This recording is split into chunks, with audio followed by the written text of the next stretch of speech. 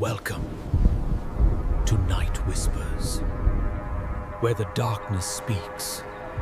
And this room isn't on the plans. What did you hide, Father? When my father died last year, I thought I knew everything about him. He was a quiet man, private, reserved, but kind. We didn't talk much toward the end. So, when I learned he left me his old farmhouse out in rural Pennsylvania, I felt guilty more than anything. I thought fixing it up might bring me some closure. I didn't expect to find out who he really was, or what he'd been hiding inside those walls. The house sits on 40 acres of overgrown farmland, about an hour from the nearest town. It hasn't been lived in for decades. When I first drove up that long gravel road, it looked like something out of a horror movie. Paint peeled from the siding in long curling strips. The porch sagged dangerously in the middle, and thick green vines crawled up the chimney like skeletal fingers, trying to pull it down. Inside, the air was heavy. It smelled like dust and something older, something stale and forgotten. But despite the decay, everything was perfectly organized, almost obsessively neat. Dust sheets covered every piece of furniture. Books were stacked in precise piles, and not a single object seemed out of place. It was my father's signature neatness, a strange contrast to the chaos of nature reclaiming the exterior. All the windows on the second floor were boarded up, not from the outside, to protect from storms, but from the inside. A few days later, I was cleaning out my father's old office. It was a small, cramped room filled with his architectural books and drafting tools. Tucked away in the back of a closet, I found a metal tube. Inside were the house's original blueprints, rolled up and brittle with age. They were dated 1979, the year I was born. I unrolled them on the dusty floor, tracing the lines with my finger. But the layout didn't match the house I was standing in. According to these plans, there were rooms that simply didn't exist. Small, rectangular spaces, sealed off between walls, like secret pockets hidden within the structure. At first, I thought it was just a drafting error, an old revision he'd forgotten to correct. But then, I did some rough calculations. The total square footage on the blueprint was significantly more than the house's actual footprint. There were hundreds of missing square feet, unaccounted for.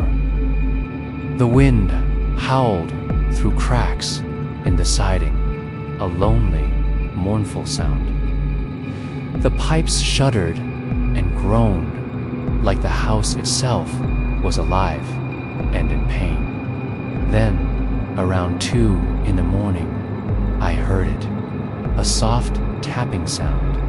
Tap, tap, tap. It was rhythmic, deliberate, and it was coming from the hallway wall right outside my bedroom. I grabbed my flashlight, my heart pounding in my chest, and crept out into the dark hall. The tapping stopped the moment I got closer. The silence that followed was somehow worse. But then, as I held my breath, I heard something else. Faintly, so faintly, I almost missed it. Breathing, a slow, raspy inhale and exhale. It was coming from inside the wall. The next morning, driven by a mixture of fear and morbid curiosity, I went back to the spot in the hallway. I took a crowbar from my toolbox and tore out a section of the drywall where I heard the noise. I was half expecting to find old pipes or a rodent's nest.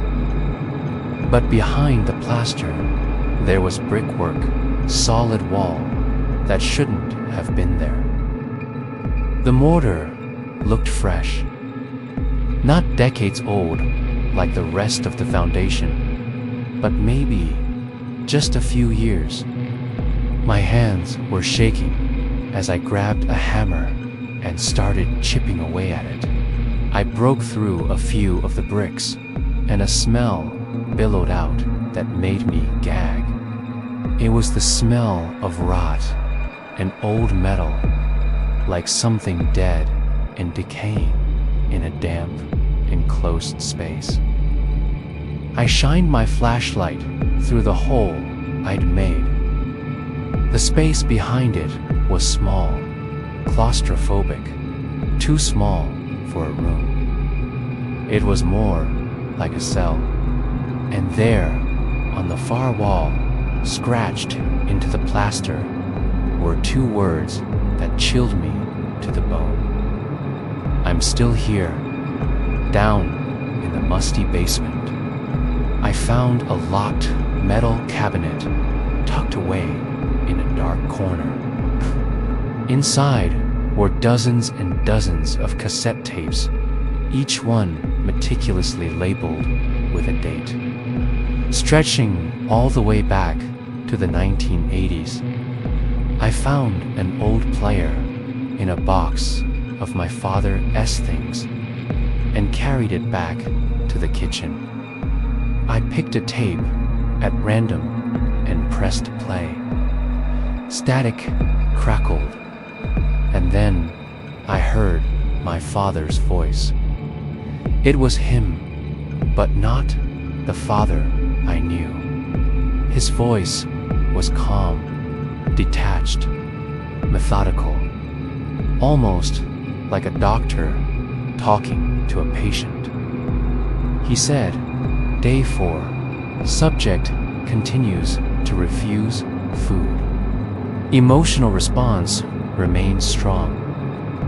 I must maintain the integrity of the experiment." My stomach dropped. I played another tape, and then another.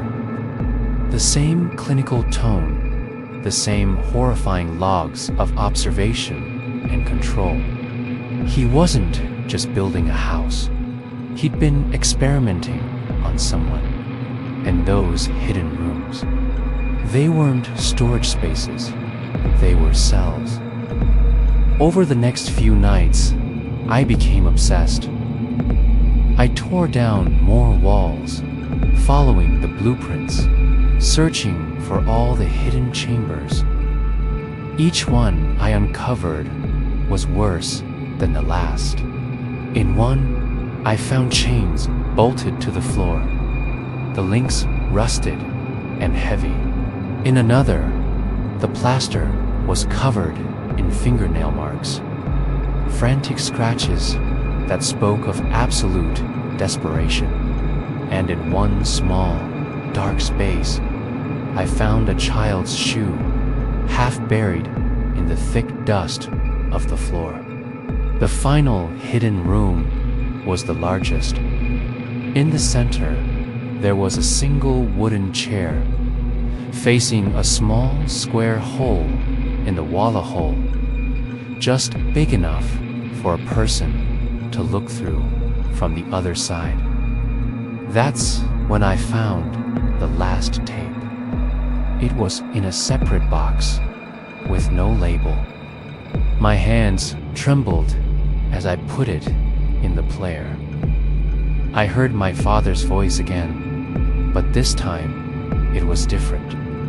He sounded old, weak, and filled with regret. He whispered, "If you're hearing this, then you found what I couldn't destroy. It's still in there, son. Don't open the last wall." And right as he said those words, the recorder picked up something else. A second voice, a dry, scraping whisper that sounded like it came from the back of a throat long unused. It said, "He's too late." I don't remember making the decision to do it. It was like I was moving on autopilot, a puppet being pulled by unseen strings. I grabbed a sledgehammer from the tools I'd brought and faced that last unbroken wall, the one my father had warned me about. The first swing sent cracks, spider webbing through the plaster. The second broke off a large chunk of brick. On the third hit, something inside hit back. A loud, solid thud that vibrated up the handle of the hammer and into my arms. I froze, every muscle in my body screaming at me to run. Then, from behind the crumbling bricks, a muffled voice. It was rasping, ancient, and filled with a cold, burning anger. "You shouldn't have come here." The wall cracked open. Dust poured out into the flashlight beam, followed by a sound like breathing. But it was heavy, wet, wrong. I dropped the hammer and ran. I didn't stop until I was in my car, speeding away from that house as fast as I could. I called the police the next morning. I told them everything, the blueprints, the tapes, the hidden rooms. They sent a team to search the house for hours, but they said they didn't find anything. No hidden rooms, no cassette tapes, no signs of disturbance at all. The walls I had broken open were perfectly normal, sealed with old, dusty plaster. They looked at me like I was crazy, but I know what I saw. I know what I heard. And when I left that day, defeated and confused, I noticed something on the inside of my car window, traced in the layer of dust.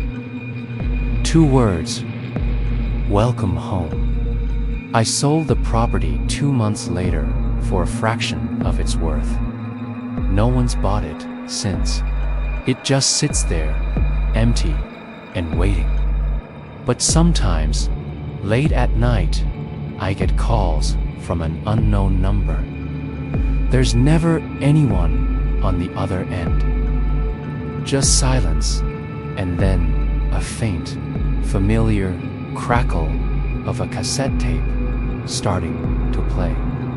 And right before it cuts off, I always hear the same dry whisper from the dark. "You shouldn't have opened the wall." I used to think the house my father built was his greatest achievement. Now I understand. It was his greatest mistake. And whatever he tried to hide inside those walls, whatever it is, it's still waiting for me to come back. Thanks for listening. If you enjoyed this story, don't forget to like and subscribe for more.